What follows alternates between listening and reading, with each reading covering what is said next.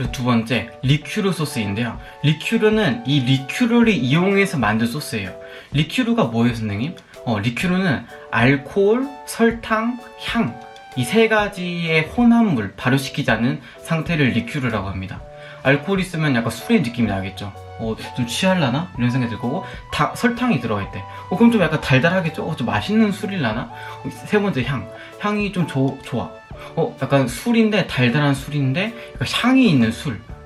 좀 상상이 가시나요? 그러니까 이런 느낌으로 좀 이렇게 접근을 하시면 좋을 것 같아요. 좀 더 구체적으로 설명드릴게요. 그리고 세 번째, 초콜릿 소스가 있는데, 초콜릿 소스는 이제 카카오, 여러분 카카오 알죠? 우리가 날마다 이제 메신저로 이제 핸드폰을 연락할 때마다 쓰는 게 뭐가 있어요? 제가 방금 말한 키읔 이응, 이게 있죠. 이거를 기준으로 이제 만들어가지고, 이 만든 걸 가지고 이제 초콜릿 소스를 만드는 거예요. 그래가지고 이제 디저트, 이렇게 세 가지로 나눌 수 있고요. 디저트는 일단 디저트의 유래를 잠깐 알아볼까요? 디저트의 유래는 최대한 간략하게 설명하자면은 여러분들이 좀 궁금해할 만한 걸 꼽아봤는데, 첫 번째로는요, 1533년에 처음으로 프랑스의 아이스크림이 만들어졌습니다. 아이스크림 디저트가요. 1533년에 프랑스에서 최초의 아이스크림 디저트가 만들어졌다고 합니다. 1533년. 우리나라 1533년도에는 무슨 일이 있었을까요? 2학년 때 한국사 시간에 배웠겠죠. 자, 기억이 나지 않으면은 좀 생각해보세요. 옆에 있는 친구랑, 옆에 친구가 있으면 안 되는구나. 뭐가 있었을까? 저도 기억이 잘 안 나네요. 일단 뭐 조선시대였겠죠. 그래가지고 우리나라는 뭐 조선 전기 막 후기로 막 나누잖아. 근데 프랑스에서는 그때 뭐가 만들어졌냐면 디저트, 아이스크림 디저트가 프랑스에서 최초로 만들어졌다고 합니다. 그래서 보통 프랑스, 이탈리아가 서양 요리의 양대 산맥을 이루고 있어요. 대중적이고 그만큼 이제 고급 요리할 때도 많이 쓰이고, 기본적인 서양 요리 만들 때도 대부분 프랑스와 이탈리아에서 이렇게 유래가 된 거예요. 그러니까 한마디로 이제 우리가 한식을 배웠잖아요. 사실 이제 뭐 한식 같은 경우에 우리가 맨날 먹는 거예요. 한국에서 만들어진 거. 근데 서양이라고 하면은 정말 여러 가지 나라가 있어요. 미국도 서양에 포함되기도 하고요. 옛날에 배웠죠. 남아메리카, 북아메리카, 그리고 이제 저기 있는 뭐 우리나라가 축구할 때 보면 유명한 뭐 아르헨티나, 뭐 스페인, 이쪽도 최소 이제 유럽이라고 불러요. 서양. 그래서 엄청나게 많은 나라가 있는데 프랑스와 이탈리아가 그 양대 산맥을 이루고 있다고 해도 과언이 아니라고 인터넷에 나와 있습니다. 정말 대단하지 않나요? 그래서 어쨌든 이제 프랑스, 이탈리아를 주로 기억을 하시면 돼요. 기본적인 거 배울 때.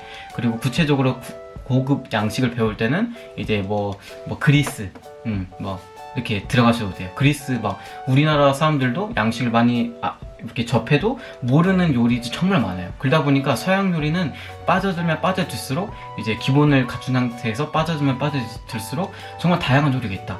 우리나라에 이제 네이버에 쳐도 안 나온 요리들이 정말 많아요. 그래가지고 저 유튜브 스트리밍 방송하는데 거기서도 제가 모르는 내용들이 정말 많이 나오는 거예요.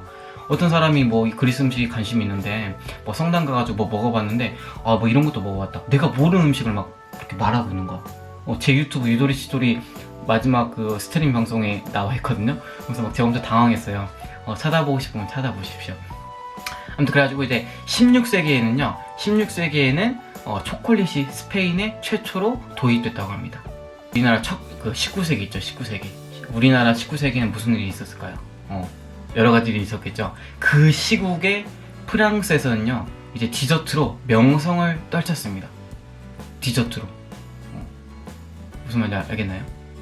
그래서 디저트 같은 거 보면 엄청나게 많은 그 디저트에 보면은 버터가 정말 많이 들어갔어.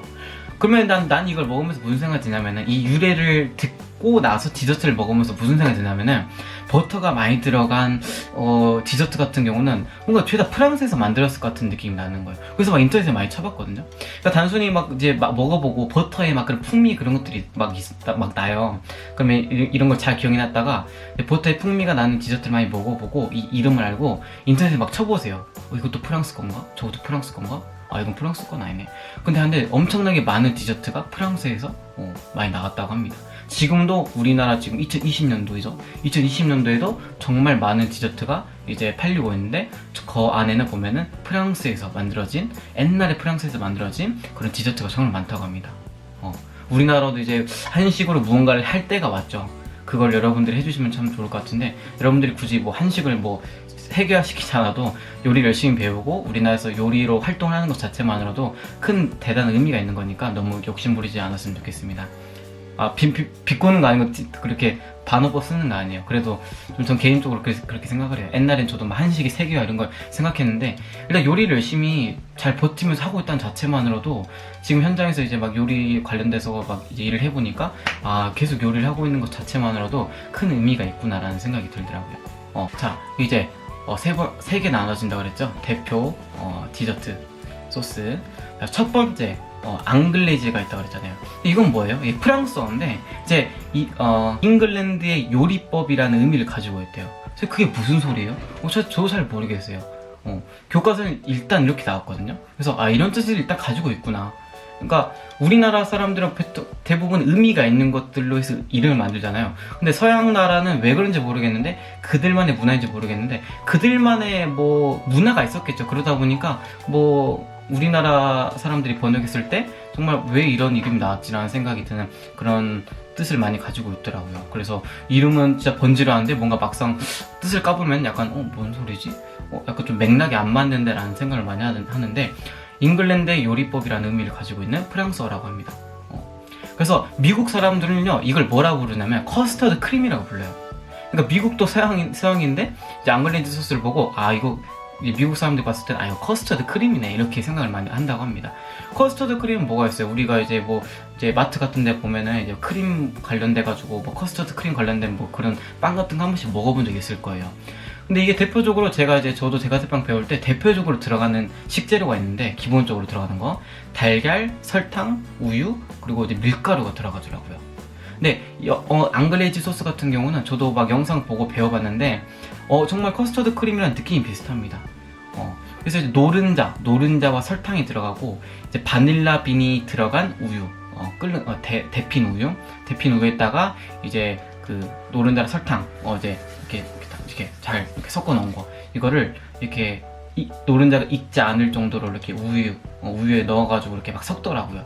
그렇게 해서 만든 소스가 앙글레이지 소스라고 하더라고요.